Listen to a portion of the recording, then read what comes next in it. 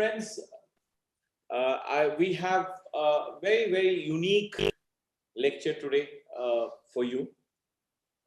This lecture is going to be presented by a research scholar, a teacher of Hindi from Mumbai. He is a friend also. His Mr. Hardik Bhatt.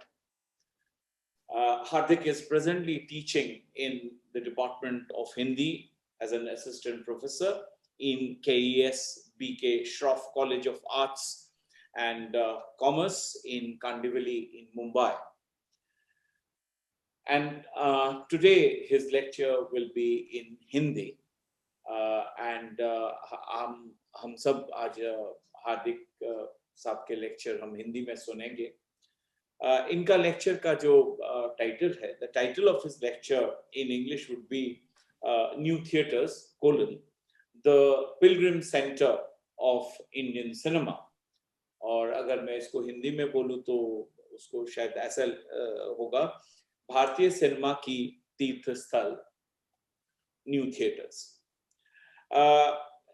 Hardik is a very passionate research scholar and has an absolutely encyclopedic knowledge on Indian film music, especially Hindi film music.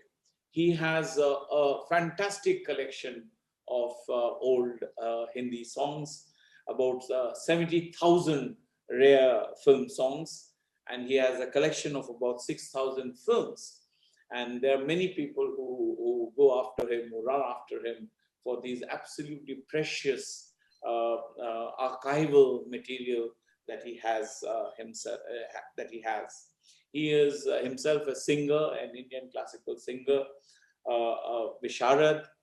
He is also a composer, and recently he visited the Harvard University and gave a talk on Indian film and Indian classical music. And he was conferred an honorary degree of musicologist at that university. A young scholar who is very passionate. I've always enjoyed talking to him about Hindi film and music.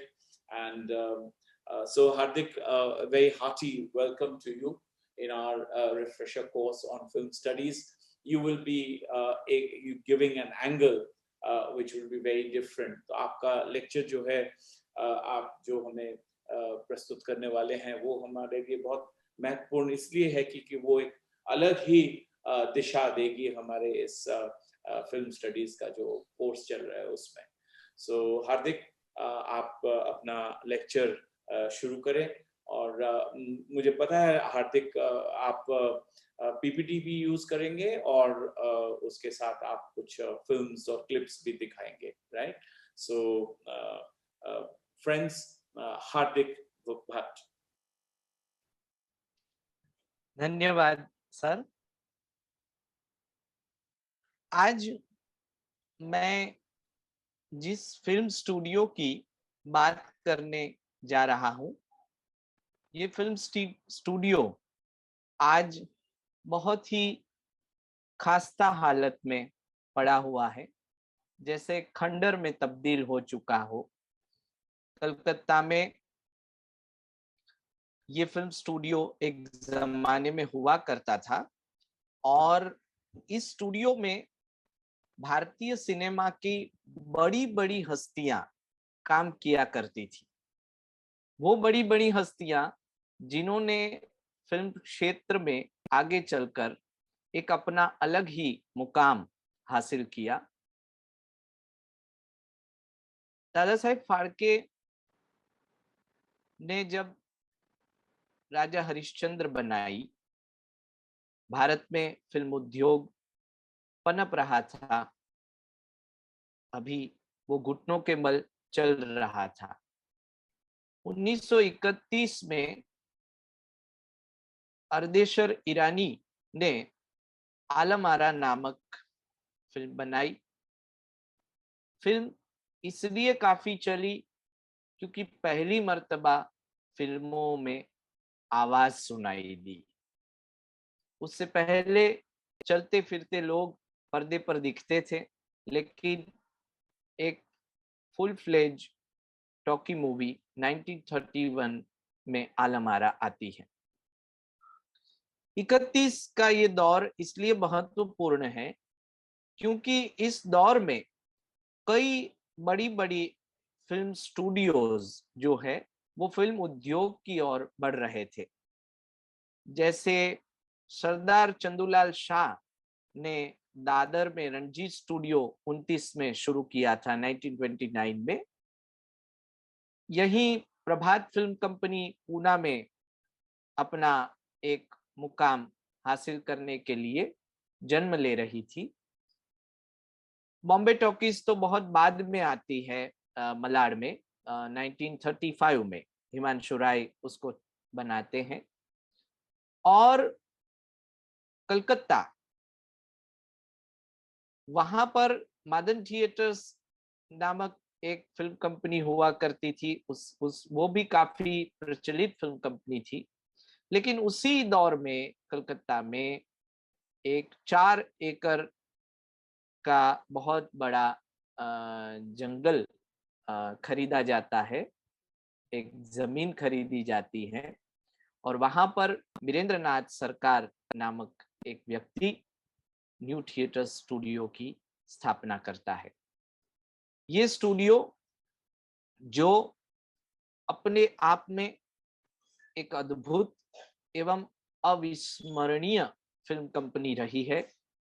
क्यों रही है, इसके क्या कारण है, इस film company ने भारतीय सिनेमा को क्या क्या दिया है, इस पर मैं आज आप सब लोगों की दृष्टि ले जाना चाहूंगा। तीर्थ स्थल ऑफ इंडियन सिनेमा, भारतीय सिनेमा का तीर्थ स्थल न्यू थिएटर्स को कहा गया है। क्यों कहा गया है, किसने कहा है, इस पर थोड़ी दृष्टि करेंगे। वीरेंद्र नाथ सरकार जो कि बड़े ही प्रतिष्ठित परिवार से ताल्लुक रखने वाले थे, बिहार के भागलपुर डिस्ट्रिक्ट में इनका जन्म हुआ था। इनके पिताजी नरेंद्र नाथ सरकार बंगाल के पहले एडवोकेट जनरल हुआ करते थे और वाइसरॉय काउंसिल के वो मेंबर भी थे। इनके पिताजी, उनकी काफी प्रतिष्ठा थी। आज भी आप यदि कलकत्ता हाई कोर्ट की पास चले जाए तो कलकत्ता के हाई कोर्ट के बाहर वीरेंद्र नाथ सरकार के पिता नरेंद्र नाथ सरकार की प्रतिमा रखी गई है। तो वीरेंद्र नाथ सरकार को बचपन से ही नाटक वगैरह का बड़ा शौक था। वो नाटकों में काफी रुचि रखते थे और बंगाल की धरती पहले से ही ऐसी धरती रही है कि वहां कला के प्रति एक विशेष आदर और विशेष रुचि रही है। तो जब वीरेंद्र नाथ सरकार पढ़ाई करने के लिए वो इंग्लैंड जाते हैं, इंग्लैंड में पढ़ाई उनकी पूरी होती है, सिविल इंजीनियरिंग की डिग्री वो हासिल करते हैं। 1926 में वह वापस भारत आते हैं और थिएटर पर्सनालिटी के रूप में अपने व्यक्तित्व को विकसित करते हैं। उनकी रुचि नाटकों में ज्यादा थी और जब वो एक बार कलकत्ता की एक गली से गुजर रहे थे, उस गली का नाम है विधान सारिणी। विधान सारिणी नाम का एक रोड है कलकत्ता में। वहां से जब वीरेंद्र नाथ सरकार गुजर रहे थे तो उन्होंने देखा कि एक बिल्डिंग था जिसके बाहर बहुत सारी भीड़ लगी हुई थी। ये भीड़ भीड़ किसकी है, ये वो बिल्डिंग था मादन थिएटर्स का। तो उनके मित्र हरेन घोष ने उनको बताया कि मादन फिल्म कंपनी है, मादन थिएटर्स है, यहाँ पर लोग सिनेमा और नाटक वगैरह देखने के लिए आते हैं। तो इस बात को वीरेंद्र नाथ सरकार बहुत ही इस बात से वो प्रभावित होते हैं, आकर्षित होते हैं कि क्यों इस बिल्डिंग फिल्में देखने के लिए लोगों में इतनी उत्सुकता है। तो उनके मित्र हरेन घोष जो कि खुद साइलेंट फिल्मों में काम करते थे, उससे जुड़े हुए थे, वो उनको फिल्मों की ओर लाते हैं। 1930 में पीएन रॉय ज्योतिन्द्रनाथ मित्र के साथ वो फिल्म क्राफ्ट कंपनी में जुड़ते हैं, बीरेंद्रनाथ सरकार, बीएन सरकार। और उस बैनर के तले उन्होंने दो साइलेंट फिल्मों का वो निर्माण करते हैं। वन इज चोर कांटा एंड सेकंड इज चाशेर मेई। चाशेर मेई यानी किसान, खेत में काम करने वाली कन्या। दोनों ही बांग्ला परिवेश पर आधारित साइलेंट फिल्में थी। दोनों फिल्मों को खास कोई सफलता हासिल नहीं होती है, और लेकिन बीरेन सरकार जो है वो निराश नहीं होते हैं। उन्होंने उनकी रुचि जो है वो नाटकों में होने के कारण वो काफी रईस परिवार से ताल्लुक रखते थे। तो वो 10 दिसंबर 1930 को चित्रा नामक एक थिएटर का निर्माण करते हैं, और इसका उद्घाटन सुभाष चंद्र बोस जी के हाथों करवाया जाता है। सुभाष चंद्र बोस के इनके पिताजी नरेंद्रनाथ के साथ बहुत ही अच्छे और घनिष्ठ संबंध थे। इसके कारण चित्रा थिएटर की स्थापना होती है और ये थिएटर का उद्घाटन करने सुभाष चंद्र बोस आते हैं। तो इस प्रकार से बीएन सरकार जो है वो फिल्मों की ओर रुख करते हैं। और 10 फरवरी 1931 ये जो तारीख है वो भारतीय सिनेमा के इतिहास में बेहद ही महत्वपूर्ण एवं वंदनीय तारीख है, क्योंकि इस तारीख को ही न्यू थिएटर्स फिल्म कंपनी शुरू होती है। और 4 एकड़ जमीन में फैला हुआ कलकत्ता का ये बहुत ही प्रतिभाशाली और वैभव से संपन्न स्टूडियो हुआ करता था। और इस स्टूडियो ने भारतीय सिनेमा को एक नया आयाम, एक नई दिशा दिखाई। इस फिल्म स्टूडियो के निर्माण के बाद उसमें 2 टॉकी फिल्मों का निर्माण होता है। वन इज देना पौना, जो शरद बाबू की कहानी पर आधारित थी और बांग्ला फिल्म थी। ये पहली टॉकी फिल्म न्यू थिएटर्स के बैनर तले बंगाली भाषा में प्रस्तुत की जाती है। और उसी वर्ष गुरुदेव रविंद्रनाथ टैगोर भी न्यू थिएटर्स अपने एक डांस बैले को लेकर कलकत्ता आए हुए थे। तो वहां पर बीएन सरकार ने उनको अपने ही नाटक पर से एक फिल्म निर्माण करने के लिए आमंत्रित किया, और गुरुदेव ने उसकी परमिशन दे दी। और नोटीर पूजा नामक उनका एक जो डांस ड्रामा बैले था, उस पर से फिल्म बनाई गई। फिल्म के कैमरामैन नितिन बोस रहे थे, और नोटी पूजा का निर्माण भी जो है वो न्यू थिएटर्स के भीतर किया गया। तो इस तरह गुरुदेव रविंद्रनाथ टैगोर भी इस स्टूडियो से जुड़े। वो भी नोटिर पूजा के सह निर्माता थे। और आपको बता दूं, गुरुदेव ने अपने जीवन में ये एक ही फिल्म है जिसमें अभिनय भी किया है, इसको डायरेक्ट भी किया है, और इसमें इसके सह निर्माता भी रहे हैं। और न्यू थिएटर्स के साथ तब गुरुदेव ने यह करार किया था कि इससे जो भी आय यानी कि इनकम जनरेट होगी, उस इनकम का 50% हिस्सा जो है वह शांति निकेतन में लगाया जाए। और वीरेंद्रनाथ सरकार इस बात से सहमत थे। तो इस तरह नोटीर पूजा फिल्म बनी। जमाने में सफलता मिली थी, नोटीर पूजा इतनी सफल नहीं हुई थी। यहाँ पर एक और बात है जिसकी ओर हमें ध्यान देना चाहिए।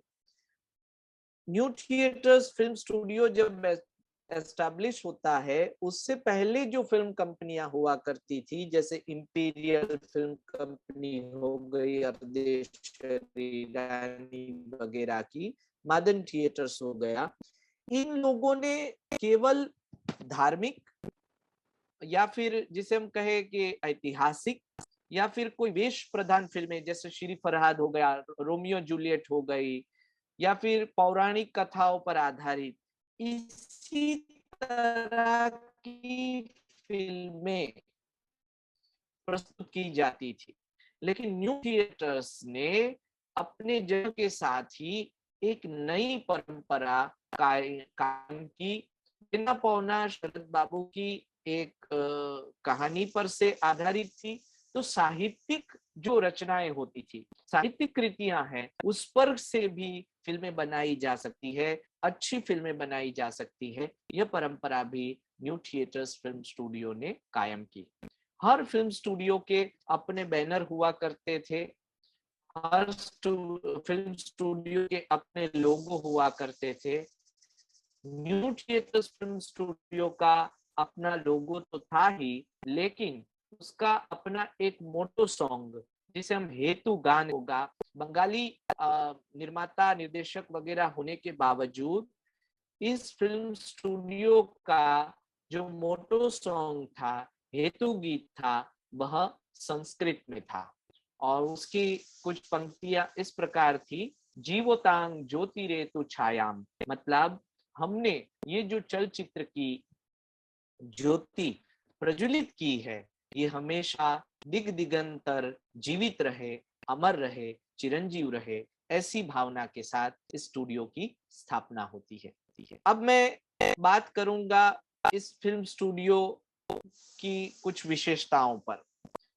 वीरेंद्रनाथ सरकार के भीतर एक दीर्घ दृष्टि थी, इसलिए स्टूडियो के अंतर्गत उन्होंने एक उत्कृष्ट टीम, जिसे हम कहते हैं एक समूह जो है, वह इस बैनर के तले वो ले आए।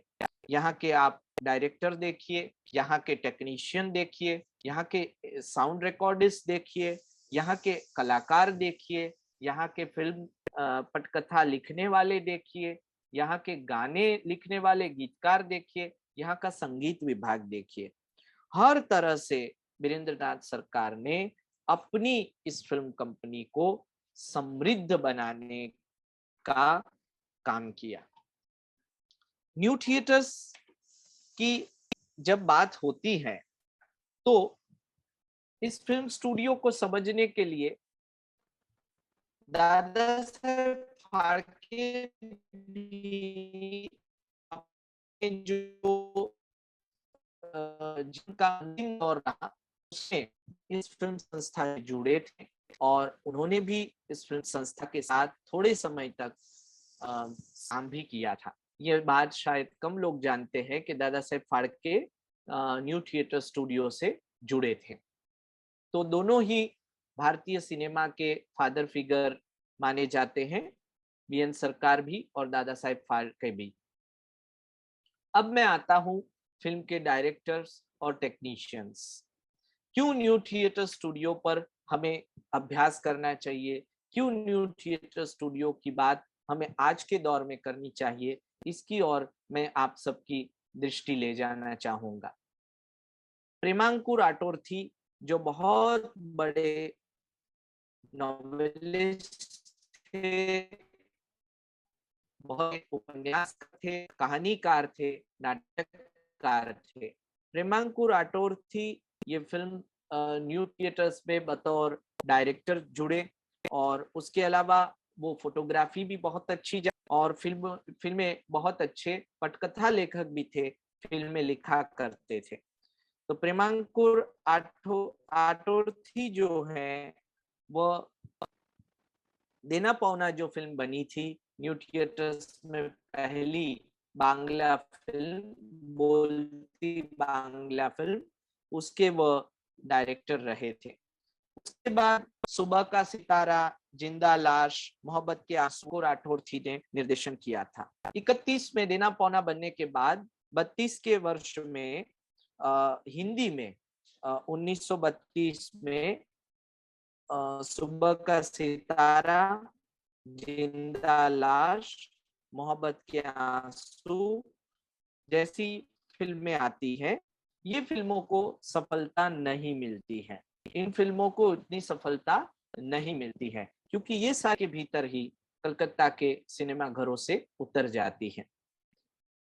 लेकिन इतनी निष्फलता के बावजूद बीएन सरकार जो है वो हार नहीं मानते हैं, अपनी टीम का वो मनोबल बढ़ाते हैं और 1933 में पूरन भगत नामक एक फिल्म आती है। पूरन भगत फिल्म संगीत की दृष्टि से काफी मशहूर होती है। उसमें केसीडे यानी मन्ना डे के चाचा केसीडे जो हैं उन्होंने अभिनय किया था और सहगल साहब ने उसमें गाने प्रस्तुत किए थे।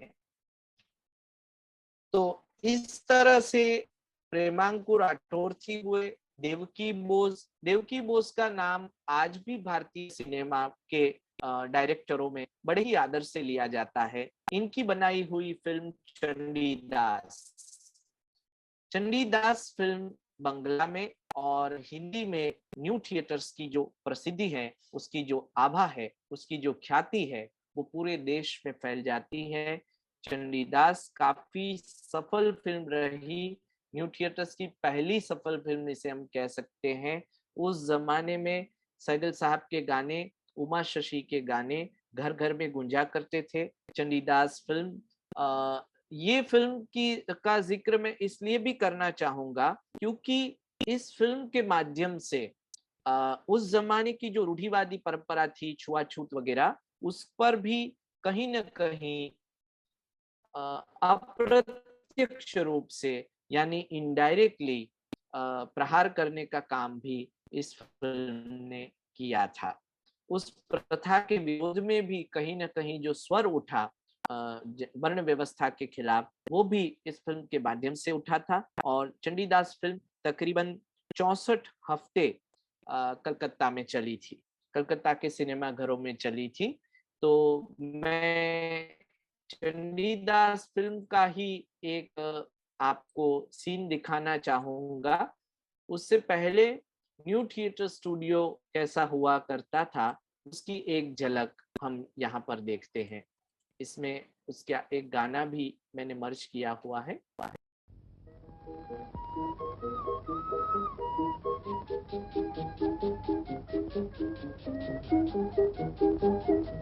आई बहारा जाई बहार, बहारा जाई बहार,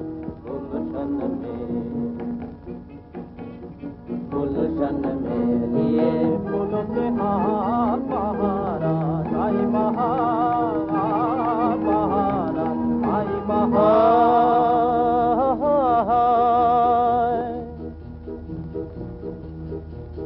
मेरे दिल में भी ताजा उमंगे बढ़ी, मेरे दिल में भी ताजा उमंगे बढ़े, और तू ये बढ़ी और ये कैसी बढ़ी, लिए फूलों के हार, बहारा आई बहार, बहारा आई बहार।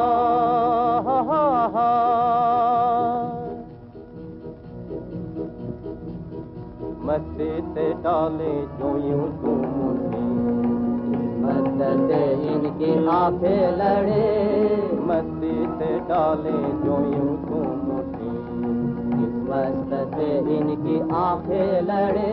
आज हर फूल पर है नई ताजगी, रंग चोखा अनोखा है खुशबू नई, गली बेपुकारी जो लिए सुना लिए, फूलों के हार, बहारा आई बहार, बहारा आई बहार।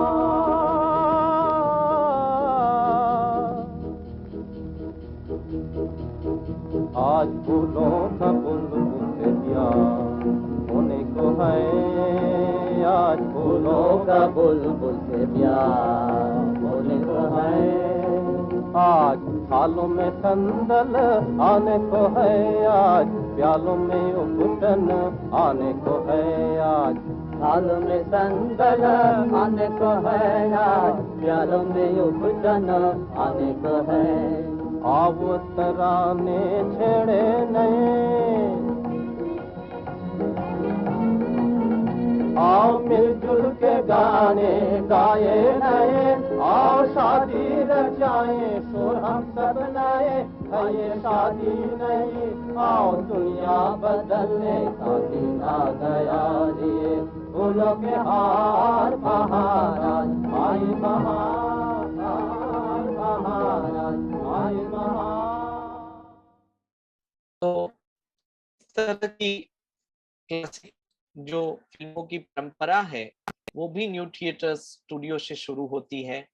प्रेमांकु राठौरथी हो गए, देवकी बोस हुए, नितिन बोस भी बहुत बड़ा नाम है। आप जानते हैं कि नितिन बोस का नाम आज भी भारतीय सिनेमा जगत में बड़े ही आदर से लिया जाता है। नितिन बोस हो, देवकी बोस हो, पीसी बरुआ यानी प्रमथेश चंद्र बरुआ, वो भी बहुत बड़े डायरेक्टर रहे हैं न्यू थिएटर्स फिल्म कंपनी के। न्यू थिएटर्स के डायरेक्टरों की एक विशेषता ये भी रही थी कि ये सभी कोई कहीं ना कहीं फोटोग्राफर हुआ करते थे और फोटोग्राफी की कला के साथ जुड़े हुए और फोटोग्राफी की कला से सिनेमेटोग्राफी की और ये बढ़े। और नितिन बोस ने कई अच्छी फिल्मों को डायरेक्ट किया है, जैसे आप देखिए दुश्मन, लगन और कई अच्छे विषय जो हैं इनको फिल्मों में लाने का काम जो है वो कहीं ना कहीं नितिन बोस ने किया है। नितिन बोस के बाद पीसी बरुआ, पीसी प्रमथेश चंद्र बरुआ को सिनेमा जगत में जितना आदर और सम्मान मिलना चाहिए उतना नहीं मिला है। देवदास फिल्म का जब भी जिक्र आता है तो पहली जो देवदास फिल्म बनी थी बांग्ला में बनी थी, उसमें देवदास का किरदार खुद पीसी बरुआ ने किया था और हिंदी भाषा में जो देवदास बनी थी उसमें कुंदनलाल सहगल ने काम किया था बतौर देवदास। मैं हिंदी देवदास की यहाँ पर बात करता हूँ जिसके निर्देशक जो है वो पीसी बरुआ रहे थे और इसी फिल्म से भारतीय सिनेमा जगत को एक अच्छा फिल्म मेकर मिलता है जो भी आगे चल के कई फिल्में बनाता है, जैसे 2 बीघा जमीन हो गई या फिर सुजाता हो गई, बंदीनी जैसी अच्छी फिल्में देने का काम करते हैं। वो है बिमल रॉय। बिमल रॉय देवदास फिल्म में कैमरामैन थे और बिमल रॉय पीसी बरुआ के शिष्य थे। उन्हीं के अंदर उन्होंने तालीम ली और फिल्म क्षेत्र में उन्होंने भी प्रवेश किया। वो प्रवेश का माध्यम जो है वो new theatres film company, new theatres film studio हुआ करता था। उसके अलावा हेमचंद्र, फनी मजूमदार भी बहुत गुणी एवं नैहर छूटो जाए, ये गाना जो आप स्ट्रीट सिंगर का सुनते हैं उस जमाने में चलते हुए, क्योंकि उस जमाने में प्लेबैक सिंगिंग नहीं आई थी, तो जो किरदार काम कर रहा है वो अपने गाने खुद ही गाता था। तो ऐसे में इसीलिए आप देखिए कि उस दौर की फिल्मों में आपको डांस बहुत कम देखने को मिलेंगे, क्योंकि तब तकनीकी बेड पर माइक लटकाए जाते थे और पेड़ के नीचे ही हीरो हीरोइन बैठते थे और वहीं से वो गाते थे ताकि वो माइक जो है उनका साउंड कैप्चर कर सके। तो जब सहगल साहब ने फनी मजूमदार से कहा कि भाई ये गाना तो मैं चलते हुए गाना चाहता हूँ, तो जब इसका पिक्चराइजेशन करना था तो ये सारी टीम सोच रही थी कि कैसे करेंगे। तो फनी मजूमदार ने एक बड़ी सी ट्रॉली बनवाई, उस ट्रॉली पर कैमरा रखा गया, माइक ऊपर रखा गया और माइक का एंगल इस तरह सेट किया गया कि देखने वालों को पता न चले ऊपर माइक है और वो ट्रॉली पर कैमरा मैन चल रहा है और सहगल साहब गा रहे हैं और म्यूजिशियनों को भी एक अलग ट्रॉली में रखा गया, वो पैरेलल म्यूजिक बजा रहे हैं। तो इस तरह से तकनीकी मर्यादाओं में भी कई सारे एक्सपेरिमेंट, कई सारे प्रयोग जो है वो न्यू थिएटर्स फिल्म स्टूडियो ने किए। इस फिल्म स्टूडियो के डायरेक्टरों ने लोगों को सिखाया, एक नई राह दिखाई। वो परंपरागत जो ढांचे में फिल्में बनती थी, उस ढांचे से ये लोग फिल्मों को बाहर ले आए और फिल्मों को एक नया आयाम देने की, एक नया रूप देने की, एक नया आकार देने की कोशिश न्यू थिएटर्स के फिल्म मेकरों ने की। मुकुल बोस का नाम भी मैं यहाँ लेना चाहूंगा। मुकुल बोस जो बहुत अच्छे टेक्नीशियन रहे film new theatres film company के। न्यू थिएटर्स फिल्म कंपनी से ही प्लेबैक सिंगिंग यानी पार्श्व गायन की शुरुआत हुई। उससे पहले जो भी नायक या नायिका फिल्म का हीरो या हीरोइन बनेगा, उसे गाना आना कंपलसरी था, क्योंकि उस जमाने में पार्श्व गायन की जो तकनीक है वो विकसित नहीं हुई थी। 1937 में एक फिल्म आती है धूप छांव। उस फिल्म में पहली मर्तबा मुकुल बोस को एक आइडिया आता है कि हम इस तरह से रिकॉर्डिंग करें कि फिल्म के पर्दे पर कोई और किरदार कर रहा है और पीछे से कोई आवाज दे रहा है, और प्लेबैक सिंगिंग की पहली जो शुरुआत हुई वो भी न्यू थिएटर स्टूडियो में ही हुई। न्यू थिएटर्स की इस नई इजाद के कारण कई सारी फिल्म कंपनियों को प्लेबैक सिंगिंग कैसे किया जाता है, इसकी न केवल प्रेरणा मिली, एक नई दिशा मिली। और प्लेबैक सिंगिंग आने के कारण ही जिन गायक गायिकाओं में अभिनय क्षमता नहीं थी, वो गायक गायिका भी फिल्म क्षेत्र से जुड़ सके, जिसमें लता मंगेशकर भी आती है, मोहम्मद रफी भी आते हैं। ये सभी गायक गायिका हमें इसी कारण मिले क्योंकि एक जमाने में न्यू थिएटर्स के टेक्नीशियनों ने पार्श्व गायन की शुरुआत की। इसी तरह कार्तिक चटर्जी, ऋषिकेश मुखर्जी भी, जिन्होंने आनंद और कितनी सारी अच्छी अच्छी फिल्में ऋषिकेश मुखर्जी ने दी है, तो ये ऋषिकेश मुखर्जी भी न्यू थिएटर्स की ही देन है। बिमल रॉय भी न्यू थिएटर्स की ही देन है। ये सब यही काम करते थे। ऋषिकेश मुखर्जी यहाँ बतौर एडिटर काम करते थे। वो फिल्मों को एडिट करने का, फिल्मों को डेवलप करने का, फिल्म लैब में लैब टेक्नीशियन उसको नौकरी किया करते थे। इससे वो फिल्म कला को ग्रहण करते हैं, उसको सीखते हैं और उससे आगे हैं। उसके बाद तपन सिन्हा भी बहुत ही जाने माने फिल्म मेकर्स और डायरेक्टरों में गिने जाते हैं। इन्होंने भी भारतीय सिनेमा को बहुत अच्छी अच्छी फिल्मों से, फिल्म स्टूडियो से ताल्लुक रखते हैं। आइए सुनते हैं तपन सिन्हा न्यू थिएटर स्टूडियो के बारे में क्या कहते हैं। Oh, it was long back, I think about 52 years back. I joined New Theatres sometimes in 1946. And my first day was, I was flabbergasted to see the studios, you see, and all those great names which I heard before, like cameraman Bimal Rai and Nitin Bose, Loken Bose, sound engineer, and technicians. Particularly, I was interested in the technicians, you see. So anyway, I was taken to Bani Babu, Bani Datto, another great sound engineer. And just he talked to me for some time and said that from tomorrow we'll work. So that was something very important of New Theatre Studios, you see. It was, apart from a studio, I think it was an institution for the technicians. They used to teach the technicians in the process of filmmaking. तपन सिन्हा की तरह ऋषिकेश मुखर्जी भी new theatre से क्या सीखे हैं, उसके बारे में भी हम अगले एक क्लिपिंग में देखेंगे।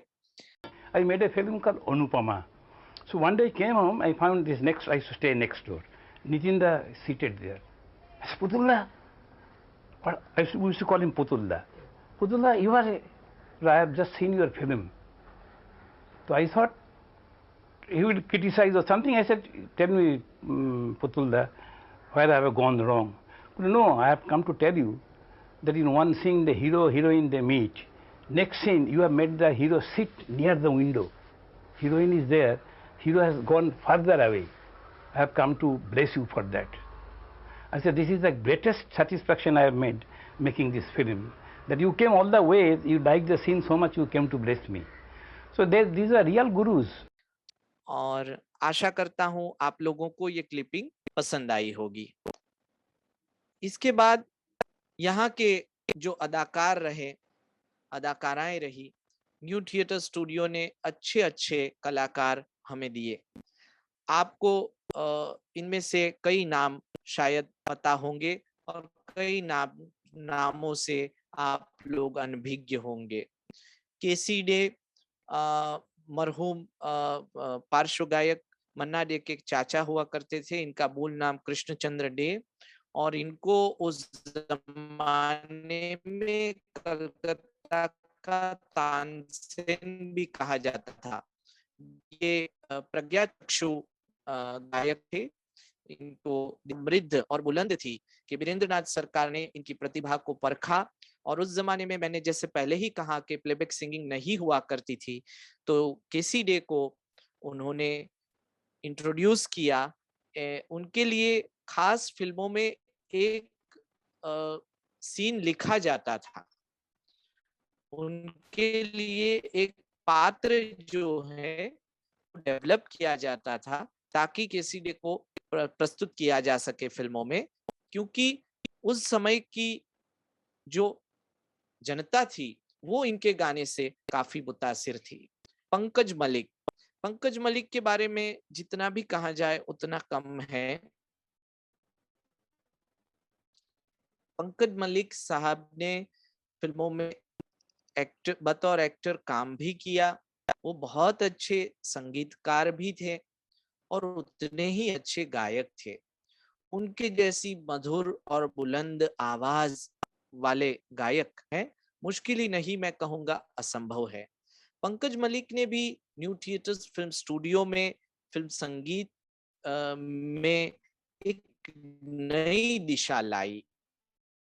देखिए, कई संगीतकार जो है वो इनसे मुतासिर हुए, न्यू थिएटर्स फिल्म स्टूडियो के संगीतकारों से मुतासिर हुए। तो संगीत की भी जो अदर फिल्म कंपनियों के, उसमें ज्यादातर क्या होता था कि क्लासिकल परंपरागत बंदिश उठा ली, उसपे बस हारमोनियम, तबला, सितार बजवा लिया और गाना खत्म हो गया। लेकिन पंकज मलिक साहब ने, आरसी बोराल ने, राइटन बोराल जो कि अन्य एक संगीतकार रहे, इन लोगों ने नई परंपरा यहाँ से शुरू की, गानों की एक शक्ल बनाई, फिल्म के ऑर्केस्ट्रेशन को नॉर्मल क्लासिक किया और भारतीय और पाश्चात्य संगीत का सामंजस्य इन्होंने प्रस्तुत किया। कई पाश्चात्य वाद्य है, ऑर्केस्ट्रेशन है, इनका प्रयोग हुआ, लेकिन गाने के भीतर फिर भी जो भारतीयता थी, भारतीय परंपरागत जो एक मिठास थी, उसको इन लोगों ने बरकरार किया। इसके बाद कुंदन लाल सहगल के बारे में तो हम पूरा एक व्याख्यान दे सकते हैं, इतनी बड़ी भारतीय सिनेमा की प्रतिभा थी। सहगल भी न्यू थिएटर स्टूडियो की ही देन थे। सहगल पंजाब से ताल्लुक रखते थे, लेकिन जब वो उनको RC Boral new theatre studio में ले आए तो उन प्रतिभा के कायल उस जमाने में हर कोई था, हर कोई चाहता था कि वो सहगल जैसा गायक बने। स्टार भी कहता हूँ क्योंकि सहगल के कारण जो जनमानस था, जो जनता थी, वो सिनेमा घर की ओर मुड़ी। उस जमाने में कई लोग सहगल साहब को सुनने के लिए, सहगल साहब को देखने के लिए फिल्में देखा करते थे। सहगल साहब के बाद अन्य जो नाम दिखाई दे रहा है वो कानन देवी भी बड़ी मधुर आवाज वाली अदाकारा थी, बहुत सुंदर गाती थी और बहुत बेहद खूबसूरत भी थी। उस जमाने में प्रतिष्ठित हीरोइनों में, गायिकाओं में इनका नाम था। इन्हें भी दादा साहेब फाल्के अवार्ड से सम्मानित किए जाने वाली ये पहली भारतीय महिला गायिका है। तो उसके उसके उसके बाद उमा शशि भी बहुत उस जमाने की अदाकारा थी। उस जमाने में उनको 300 रुपए सैलरी दिया करते थे। जिस जमाने में 5 रुपए में पूरा घर चलता था, उस जमाने में उनको 300 रुपया प्रति माह सैलरी मिलती थी उमा शशि को। तो इतनी मतलब हाई पेड आर्टिस्ट हुआ करती थी। खेमचंद प्रकाश, लता मंगेशकर का गाना आप लोगों ने सुना होगा, आएगा आने वाला। खेमचंद प्रकाश उस फिल्म के म्यूजिक डायरेक्टर रहे। खेमचंद प्रकाश भी इसी न्यू थिएटर स्टूडियो से आए थे फिल्म जगत में। वो बेसिकली राजस्थान से थे। वह बहुत अच्छी फिल्मों में अभिनय किया था। स्ट्रीट सिंगर में, आज भी आप स्ट्रीट सिंगर फिल्म को देखेंगे जो 1938 में बनी थी, जिसमें हीरो सैगल साहब थे और हीरोइन कानन बाला थी, उसमें खेमचंद प्रकाश जी का एक अभिनय किया हुआ किरदार आपको देखने को मिलेगा। इसके अलावा खेमचंद प्रकाश ने बतौर असिस्टेंट म्यूजिक डायरेक्टर भी पंकज मलिक के साथ काम किया है। उसके बाद पहाड़ी सान्याल को तो आपने कई पिछली फिल्मों में चरित्र अभिनेता के रूप में देखा होगा, जैसे अमर प्रेम, आराधना जैसे फिल्मों में उन्होंने शर्मिला टैगोर के पिता का अभिनय किया है। तो पहाड़ी सान्याल भी इसी न्यू थिएटर से आए थे। पृथ्वीराज कपूर को हम जानते हैं मुगले आजम के अकबर के रूप में। पृथ्वीराज कपूर भी इसी स्टूडियो की देन है। वो भी यहाँ विद्यापति फिल्म में उन्होंने बहुत सुंदर अभिनय किया था और यहीं से वह आए थे। इसके अलावा मोलिना देवी, लीला देसाई, जगदीश सेठी ने काफी फिल्मों में बाद में विलन का किरदार निभाया। असित बरन, रेखा मल्लिक, विनोदा बोस, भारती देवी, जमुना जो पीसी बरुआ की वाइफ थी, जिन्होंने पहली देवदास फिल्म में पारो का किरदार। राज कपूर भी न्यू थिएटर्स की देन है। इस बात से बहुत कम लोग परिचित होंगे। 1935 में न्यू थिएटर्स ने एक फिल्म बनाई थी आफ्टर द अर्थक्वेक। उस फिल्म के भीतर बतौर बाल कलाकार पहली बार राज कपूर सिनेमा के पर्दे पर आए थे। तो कहीं ना कहीं राज कपूर जो है वो भी इसी फिल्म स्टूडियो की देन है।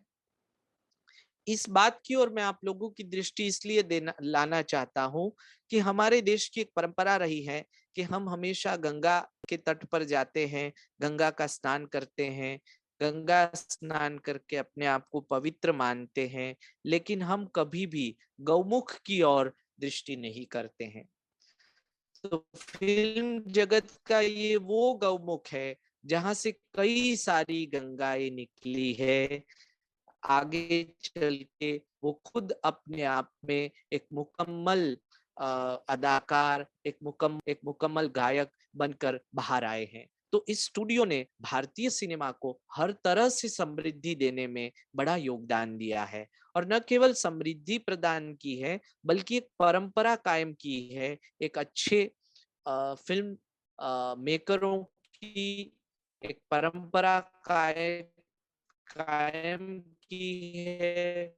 अच्छे फिल्म अदाकारों की, अच्छे फिल्म अदाकाराओं। अब मैं बात करूंगा यहाँ के गायन विभाग की। तो पंडित सुदर्शन, केदार शर्मा को भी आप लोग जानते हैं। उन्होंने बावरे नैन हो या चित्रलेखा हो जैसी कई अच्छी फिल्में ने भारतीय सिनेमा को दी है। केदार शर्मा भी न्यू थिएटर स्टूडियो में जब जुड़े तब वो फिल्मों के पोस्टर काव्य कौशल था, तो उन्होंने कई अच्छे गाने हमें प्रदान किए हैं, जैसे मैं क्या जानू क्या जादू है या सोजा राजकुमारी सोजा जैसे कई अमर गीत जो सैगल के आवाज में गूंजे। ये गीत लिखने का काम केदार शर्मा ने किया। आरजू लखनवी जो उर्दू साहित्य के बहुत बड़े अदबी शायरों में गिने जाते थे, वो भी न्यू थिएटर्स के गीतकार सेक्शन में काम किया करते थे, और आरजू साहब ने कई अच्छे अदबी गीत लोगों को दिए। गाने कैसे लिखे जाते हैं, यह परंपरा कायम करने का काम भी न्यू थिएटर्स के गीतकारों ने किया।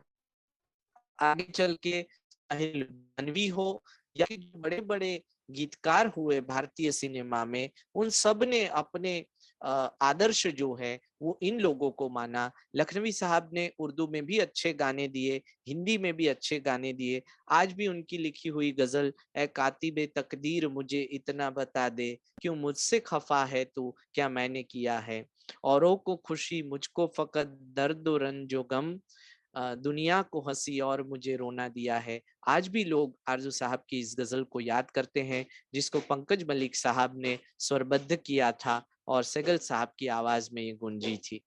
आरजू साहब को जब ये कहा गया कि आप उर्दू तो अच्छा लिखते हैं, हिंदी भी लिखा करिए, तो उन्होंने उसमें प्रयोग भी किए।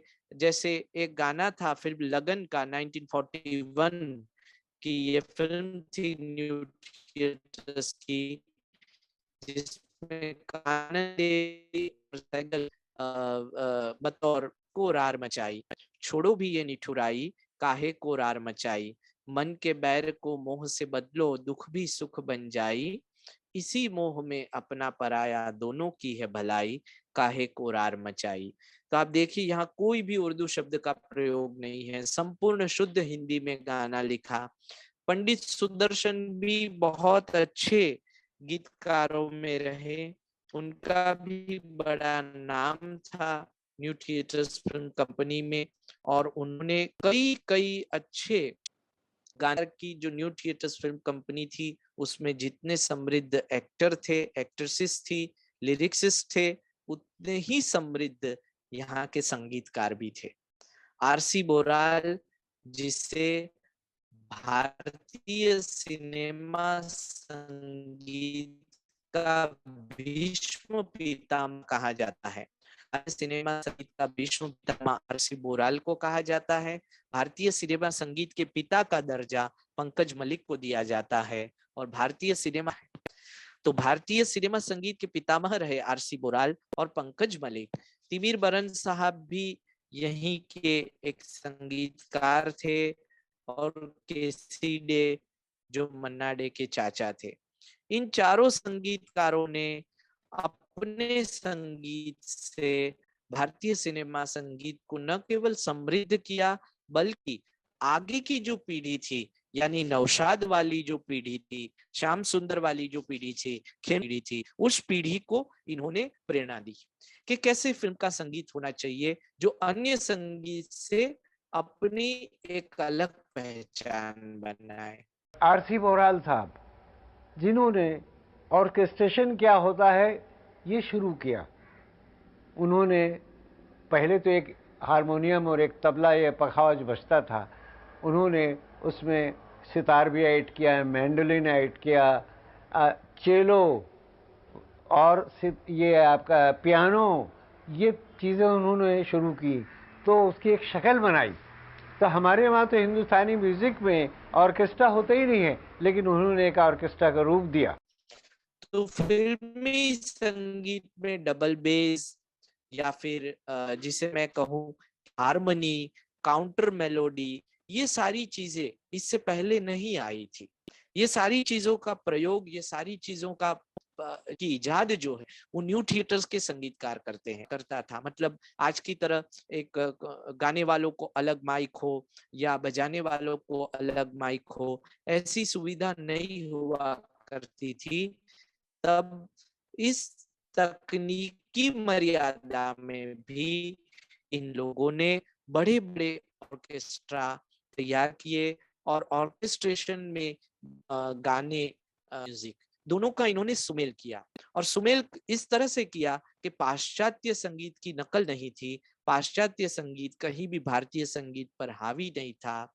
पाश्चात्य वाद्यों का प्रयोग किया, पाश्चात्य संगीत की तर्जों को भी इस तरह से ढाला कि उस गाने के भीतर कहीं भी भारतीयता जो है वो कम नहीं हुई, जो आज भी इतने मधुर और इतने मीठे लगते हैं। सैगल साहब की गाई हुई लोरी, सोजा राजकुमारी सोजा, जिसको आज भी लोग उतने ही प्यार से गाते हैं। राग जिंजोटी पर आधारित ये सुंदर लोरी पंकज मलिक साहब ने तैयार की थी। आरसी बुराल साहब ने भी हमें कई सारे गाने दिए हैं जिस गानों को आज भी हम याद करते हैं। कानन बाला, पंकज मलिक, आसिफ बरन, केसी डे, उमा शशि, पहाड़ी सान्याल जैसे अच्छे अच्छे गायक न्यू थिएटर्स फिल्म कंपनी ने हमें दिए।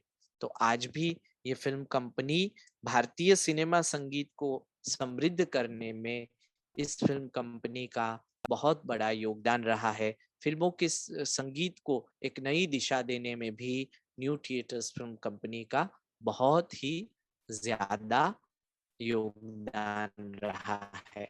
पंकज मलिक साहब की पहली पिक्चर हमने देखी मुक्ति, और साहब कमाल का उन्होंने म्यूजिक दिया उसमें। उन्होंने कुछ और आगे बढ़ के 2 कदम आगे बढ़े, उन्होंने डबल बेस भी यूज़ किया उसके अंदर। बेस उस वक्त यूज़ होता नहीं था, तो डबल बेस, काउंटर मेलोडी उन्होंने यूज़ की।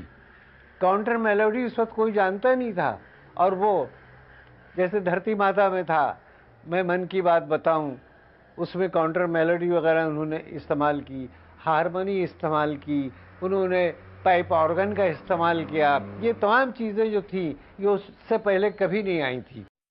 इसके बाद कई सारे गायक गायिकाएं भी इसी फिल्म स्टूडियो से निकले। मैं केसी डे, पंकज मलिक, सैगल कानन की बात कर चुका हूँ। एस.डी. बर्मन भी इसी न्यू थिएटर स्टूडियोज की देन है, जो आगे चलकर बहुत अच्छे संगीतकार भी बने और वो खुद बहुत अच्छे गायक भी थे। फिर बंगाल की लता जिसे कहा जाता है, वो संध्या मुखर्जी भी इसी न्यू थिएटर स्टूडियो से आती है। यहीं से उनको ब्रेक मिलता है और आगे चलकर वो बंगाली सिनेमा जगत में अपना एक अलग मुकाम हासिल करती है। हेमंत कुमार को भी पहला ब्रेक न्यू थिएटर्स की उस फिल्म से पहला ब्रेक हेमंत कुमार को बतौर प्लेबैक सिंगर पंकज मलिक देते हैं। तो हेमंत कुमार जो है वो भी न्यू थिएटर्स की ही भारतीय सिनेमा जगत को दार की बहुत अच्छी गायिकाओं में से थी। ये भी न्यू थिएटर्स फिल्म स्टूडियो से आते हैं। पहाड़ी सान्याल का जिक्र मैं पहले ही कर चुका हूँ। ये सारी कुछ 52 टोटल 52 फिल्म्स उन्होंने हमें हिंदी भाषा में दी है और बंगाली भाषा में तकरीबन 56 फिल्में न्यू थिएटर्स ने हमें दी है। ये उनकी फिल्मों की उस जमाने की जो बुकलेट्स आती थी, प्रचार पुस्तिका, उसके हैं। इसमें कुछ नामी फिल्मों का मैंने जिक्र किया है। पूरन भगत जो काफी प्रथम उसकी सफल फिल्म कही जा सकती है। उसके बाद चंडीदास,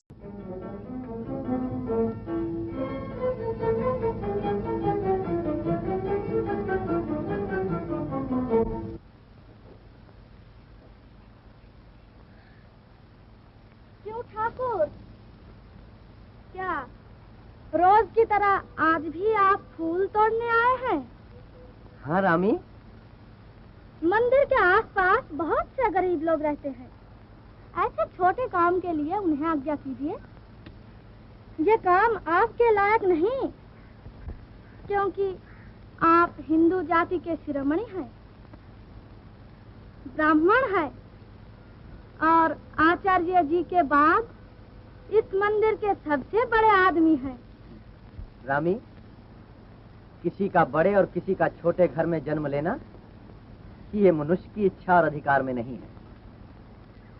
बड़ा, छोटा, उच्च और नीच, ये सब समाज के बनाए हुए शब्द हैं। मगर मेरा विचार सबसे अलग है। मैं ईश्वर को जगत पिता और जगत के प्राणियों को उसकी संतान समझता हूँ। इस फिल्म की ये विशेषता रही थी कि अनटचेबिलिटी का जो सब्जेक्ट था उसको कहीं ना कहीं पहली बार सिनेमा घर में लाने का काम, सिनेमा के पर्दे पर लाने का काम न्यू थिएटर्स ने किया। उसके बाद आफ्टर द अर्थक्वेक फिल्म का ये पोस्टर है जिससे राज कपूर पहली बार फिल्म जगत में आए बतौर बाल कलाकार। उसके बाद देवदास फिल्म के बारे में तो जितना कहा जाए उतना कम है। इस फिल्म ने तो काफी सारे रिकॉर्ड ब्रेक किए हैं और इस फिल्म को बारंबार इस विषय को लेकर फिल्में बनाई गई हैं। लेकिन एक साहित्यिक कृति के ऊपर से उत्कृष्ट फिल्म कैसे बनाई जाती है उसका बेजोड़ नमूना जो है वो देवदास फिल्म से हमें देखने को और सीखने को मिलता है। उसके बाद कई सारे फिल्म मेकरों ने अच्छी अच्छी साहित्यिक कृतियों को फिल्मों के माध्यम से प्रदर्शित किया है। इसके बाद भाग्य चक्र, धूप छांव, जिस फिल्म के माध्यम से प्लेबैक सिंगिंग का जन्म हुआ।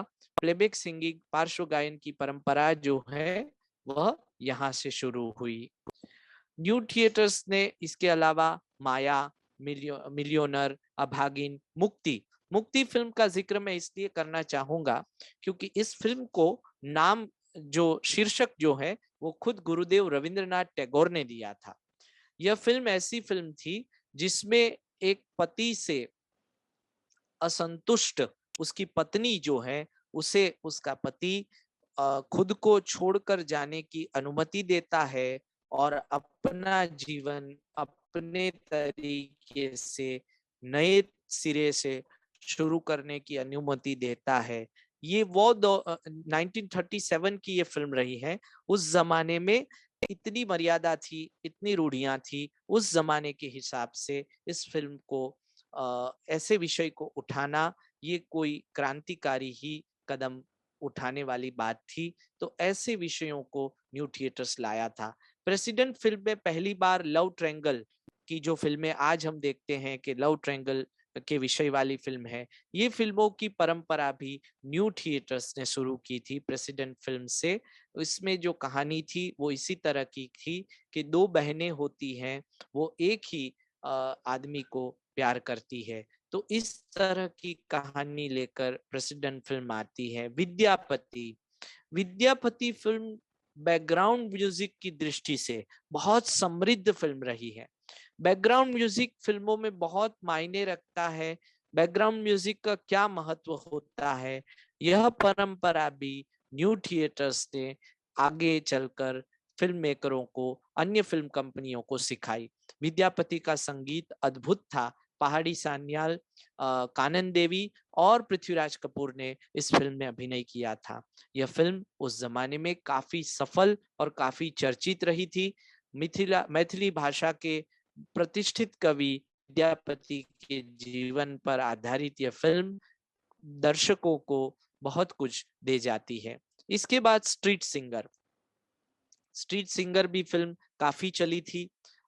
उसके बाद धरती माता की ही रीमेक फिर बिमल रॉय ने आगे चल के बनाई 2 बीघा जमीन की जो कहानी है उसी तरह की कहानी धरती माता फिल्म में रही है।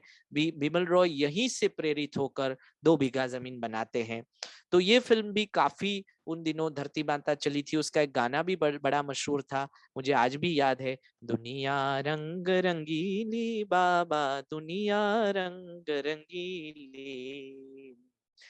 तो इस गाने में काउंटर मेलोडी का भी प्रयोग हुआ और ट्रिपलेट सॉन्ग जिसे हम कहते हैं त्रयगान, हिंदी में जिसे त्रयगान कहते हैं, जैसे ड्यूएट होता है वैसे त्रयगान जिसमें 3 गायक एक साथ गाते हैं, वो त्रयगान की परंपरा भी धरती माता फिल्म से फिल्म इंडस्ट्री में शुरू होती है। उसके बाद दुश्मन, सपेरा, बड़ी दीदी, जवानी की रीत, कपाल कुंडला, नर्तकी जैसे हार जीत, जिंदगी, लगन, मीनाक्षी, हमराही, ऐसी कई सारी फिल्में देने का काम न्यू थिएटर स्टूडियो ने किया। यहाँ पर मैं और एक फिल्म का जिक्र करना चाहता हूँ विशेष रूप से। वो फिल्म थी 1952 में बनी यात्रिक फिल्म का जिक्र मैं इसलिए करना चाहता हूँ कि सन 1952 में जब हिमालय में जाना, वहां पर जाके शूटिंग करना कठिन था, तो ऐसी जगह पर जाकर आज भी आप यात्रिक फिल्म के सीन देखिए, उसके कुछ फिल्म के जो शॉट्स हैं वो आपको मैं यहाँ दिखाऊंगा, आप उसको देखिए। तो उस फिल्म को जब आप देखेंगे तो उस जमाने में जब इतने हैवी कैमरा थे, उतने हैवी कैमरा लेकर पहाड़ों में जाना, पहाड़ों में शूटिंग करना, चारों धामों को इस फिल्म में दिखाया गया है। बद्रीनाथ, केदारनाथ, गंगोत्री, यमुनोत्री। 1952 में ये फिल्म रिलीज होती है। ये फिल्म बहुत ही चली थी और यात्रिक फिल्म के गाने, उस फिल्म में संस्कृत स्तोत्र जितने अद्भुत ढंग से पंकज मलिक साहब ने कंपोज किए हैं और प्रस्तुत किए हैं, वो आज भी बेजोड़ हैं। तो इस तरह इस फिल्म स्टूडियो की ओर मैं आपका ध्यान इसलिए केंद्रित करना चाहता हूं क्योंकि इस फिल्म स्टूडियो ने भारतीय सिनेमा को न केवल बड़े बड़े फिल्मकार दिए, बड़े बड़े गायक दिए, बड़े बड़े संगीतकार दिए, बड़े बड़े एक्टर दिए, बड़ी बड़ी एक्ट्रेसेस दी, बल्कि इस फिल्म स्टूडियो ने लोगों को सिखाया कि फिल्म को कैसे बनाना चाहिए, सही मायनों में एक उत्कृष्ट फिल्म कला क्या होती है। उस जमाने में जो भी तकनीकी मर्यादा थी, उस मर्यादाओं में रहकर भी उत्कृष्ट फिल्म देने का काम न्यू थिएटर्स फिल्म स्टूडियो ने किया। नए नए विषय लाए, ऐसे विषय जिन विषयों पर फिल्म बन सकती है, ऐसा कभी किसी ने सोचा नहीं था। आज हम जो फ्लैशबैक वाली बात देखते हैं, आज हमको सिंपल लगता है कि फिल्म शुरू होती है, कहानी फ्लैशबैक से शुरू होती है। ये फ्लैशबैक में जाकर कहानी शुरू करने की परंपरा भी सबसे पहले न्यू थिएटर्स की फिल्मों में आई। जैसे मैं पहले भी बता चुका हूं, परंपरागत वही पौराणिक और धार्मिक विषयों से बाहर हटकर नए विषयों को फिल्मों में लाने का काम भी न्यू थिएटर्स ने किया। सबसे बड़ी बात, बंगाल की जो परंपरा रही, बंगाली जो संस्कृति रही, बंगाली साहित्य रहा, इसको भी फिल्मों के पर्दे पर लाने का काम न्यू थिएटर स्टूडियो ने किया। इसके कारण हर प्रदेश के स्टूडियो को अपनी संस्कृति, अपनी परंपरा, अपने साहित्य को भी फिल्मों के माध्यम से लोगों के बीच लाया जा सकता है। यह विचारधारा प्राप्त हुई और समाज से जुड़े हुए विषयों को लेकर भी एक अच्छी और उत्कृष्ट फिल्म दी जा सकती है। ये न्यू थिएटर स्टूडियो ने हमें सिखाया और एक नई राह दिखाई। आरसी बुराल जैसे अच्छे संगीतकार इस फिल्म कंपनी से हमें मिले, जिसको सबने गुरु माना, चाहे वो नौशाद हो, चाहे आरसी बोराल के बाद के जो भी संगीतकार रहे, अनिल विश्वास से लेकर, इन सब दिग्गज संगीतकारों ने इन्हीं संगीतकारों की बताई हुई राह को अपना प्रेरणा स्थल बनाया और इससे वह आगे चले।